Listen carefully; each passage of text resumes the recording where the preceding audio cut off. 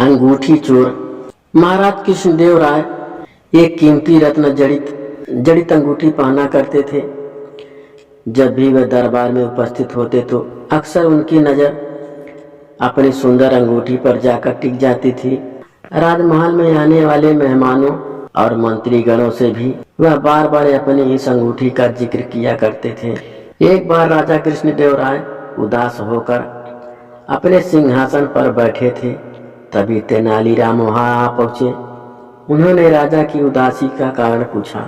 तब राजा ने बताया कि उनकी पसंदीदा अंगूठी खो गई है और उन्हें पक्का शक है कि उसे उनके 12 अंगरक्षकों में से किसी एक ने चुराया है। चूंकि राजा कृष्णदेव राय का सुरक्षा घेरा इतना चुस्त होता था कि कोई चोर उचक्का या सामान्य व्यक्ति उसके नजदीक नहीं जा सकता था। तेनालीराम ने तुरंत महाराज से कहा कि मैं अंगूठी चोर को बहुत जल्द पकड़ूंगा। यह बात सुनकर राजा कृष्णदेव राय बहुत प्रसन्न हुए। उन्होंने तुरंत अपने अंगरक्षकों को बुलवा लिया।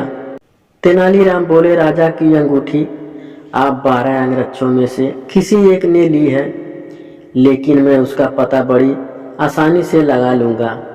जो सच्चा है उसे डरने की कोई जरूरत नहीं और जो चोर है वह कठोर दंड भोगने के लिए तैयार हो जाए। तेनालीराम ने बोलना जारी रखा, आप सब लोग मेरे साथ आइए, हम सबको काली माँ के मंदिर जाना है।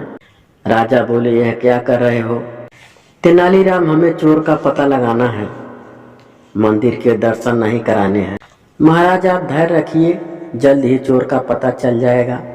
तेनालीराम ने राजा को सब्र रखने को कहा। मंदिर पहुंचकर तेनालीराम पुजारी के पास गए और उन्हें कुछ निर्देश दिए।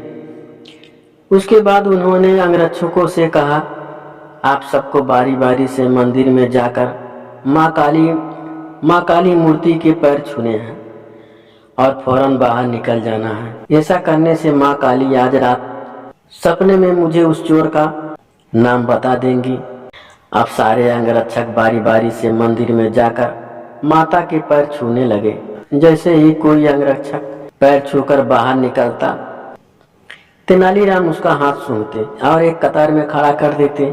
कुछ ही देर में सभी अंगरक्षक एक कतार में खड़े हो गए। महाराज बोले, चोर का पता तो कल सुबह लगेगा, तब तक इनका क्या किया जाए? नहीं महाराज, चोर का पता तो लग चुका है, 7वें स्थान पर खड़ा अंगरक्षक ही चोर है। ऐसा सुनते ही वह अंगरक्षक भागने लगा, पर वहां मौजूद सिपाहियों ने उसे धर दबोचा और कारागार में डाल दिया। राजा और बाकी सभी लोग आश्चर्यचकित थे कि तेनालीराम ने बिना स्वप्न देखे कैसे पता कर लिया कि चोर वही है। राजा और बाकी सभी लोग आश्चर्यचकित थे कि तेनालीराम ने बिना स्वप्न देखे कैसे पता कर लिया कि चोर वही है।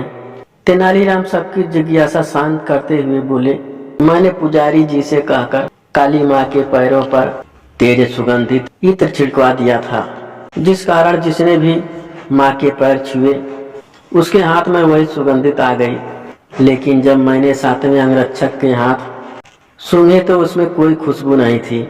उसने पकड़े जाने के डर से माँ काली की मूर्ति के पैर छुए ही नहीं। इसीलिए यह साबित हो गया कि उसी के मन में पाप था और वही चोर है।